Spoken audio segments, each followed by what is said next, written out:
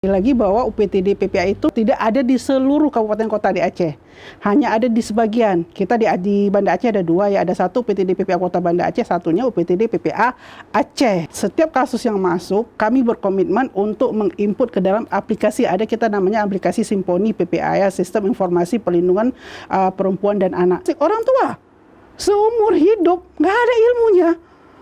Itu yang pekerjaan seumur hidup nggak ada ilmunya. Yang mau pergi umroh aja cuma 13 hari, cuma 10 hari, cuma 3 hari ada ilmunya. Menjadi orang tua sama sekali yang jelas seumur hidup. Kalau misalnya berkeluarga bisa saja bercerai. Tapi menjadi orang tua itu jelas seumur hidup akan menjadi orang tua. Stop kekerasan terhadap perempuan dan anak, mulai dari diri sendiri dengan tidak menjadi pelaku.